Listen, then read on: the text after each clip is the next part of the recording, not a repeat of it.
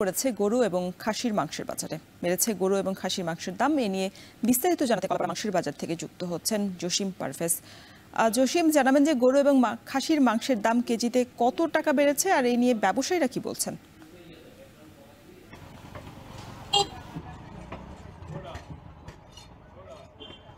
রোশন, আপনি জানেন যে পবিত্র মাহে রমজান শুরু হওয়া থেকেই কিন্তু উপকূলীয় অঞ্চলে যে দেশীয় যে গরু এবং খাসি বা বকরি রয়েছে তা সংকটে দেখা দিয়েছে এবং একই সঙ্গে এই বাজারজাত অনেকটাই কমেছে। সে কারণেই কিন্তু এই যে সকল কসাই এবং যারা গরু ছাগল মাংসের বেচা বিক্রি এবং বাণিজ্য করেন তাদের মাঝেও কিছুটা সরবরাহ কম দেখা গেছে।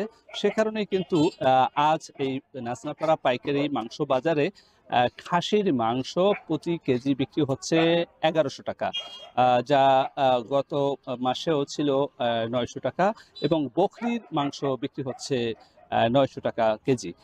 তো এই ছিল খাসির মাংসের অবস্থা। এবং যে এখানকার যে দেশি গরু রয়েছে সেই দেশি গরু সেটি সরবরাহ কম থাকায় সেটির দামও বেড়েছে। এখানে ৫০ টাকা প্রতি কেজিতে বেড়েছে।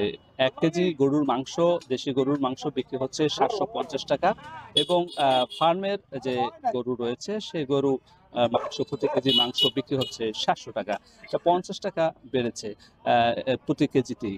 তো এখানকার যে যারা মাংস বিক্রেতা তারা বলছেন যে বাজারে গরু, দেশি গরু এবং ফার্মের গরু উভয়ই সংকট এবং সরবরাহ কম থাকায় মাংসের বাজারে দাম বেড়েছে, এমনটাই নিশ্চিত করেছে। এছাড়া যে এখানকার যে ভোক্তা রয়েছে তারা বলছেন যে রমজান উপলক্ষে মাংসের চাহিদা বাড়ার সঙ্গে সঙ্গে এখানকার যে ব্যবসায়ী রয়েছে তারাও মাংসের দাম বাড়িয়েছে, এমনটি তারা অভিযোগ করেছেন।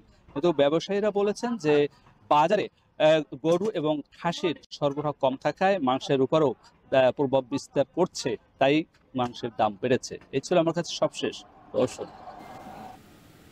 মাংসের বাজার পরিস্থিতি জানাতে পটুয়াখালীর কলাপাড়া থেকে আমাদের সাথে যুক্ত ছিলেন সহকর্মী জসিম পারভেজ।